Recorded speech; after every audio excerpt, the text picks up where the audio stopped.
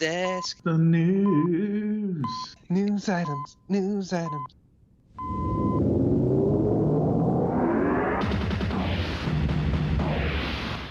In this week's News Blast, art gets separated from its creator, a time-travelling doctor, not that one, leaps back onto our screens, One Piece rules them all, and we say goodbye to an iconic director. First up, J.K. Rowling removed from the Harry Potter Museum of Pop Culture displays due to her anti-trans rhetoric. The Seattle Museum of Pop Culture has removed author J.K. Rowling from its Harry Potter displays due to her comments about the trans community.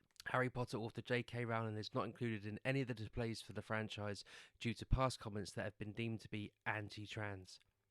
Project manager Chris Moore explains that the controversial Harry Potter author will not be included in any of the museum's franchise exhibits due to her anti-trans views. In a recent blog post, he says, "There's a certain cold, heartless, joy-sucking entity in the world of Harry Potter, and this time it's not actually a Dementor.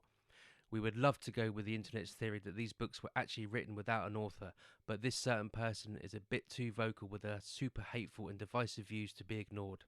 He goes on to say, "It's not a perfect solution, but it's what we're able to do in the short term while determining more long-term practices."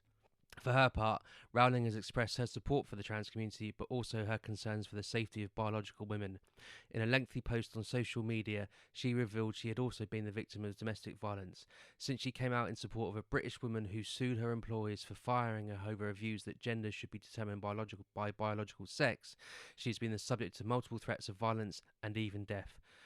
So to be perfectly honest, I think she has more things on her mind than what the Seattle Museum of Pop Culture has to say about her. Next up, Netflix announced the release date for One Piece, a live-action adaptation of the anime and manga series, adapted from the much-loved series from creator Eiichiro Oda. Forgive me if I'm not pronouncing that right.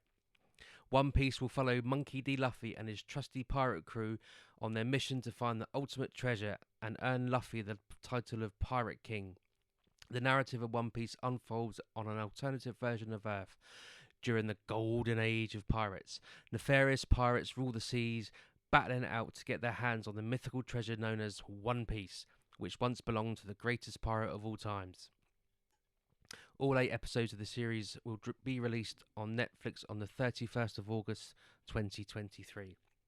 Paramount Plus UK has set an August return date for Season 1 Part 2 of Quantum Leap. UK fans of the show were only initially given 9 episodes of the reboot/continuation. We last saw Ben leap into the body of a bodyguard, Jack Armstrong, assigned to protect famous musician Carly Farmer from her mysterious attempts on her life. While in January 2023, Janice was brought in for questioning, throwing doubt on the true intentions of Project Quantum Leap. Paramount UK have announced the remaining 9 episodes will drop on Thursday the 24th of August. In sadder news, director William Friedkin, director of The Exorcist and The French Connection, has died at the age of 87. The filmmaker rose to fame during the New Hollywood movement of the 1970s by directing The French Connection and The Exorcist.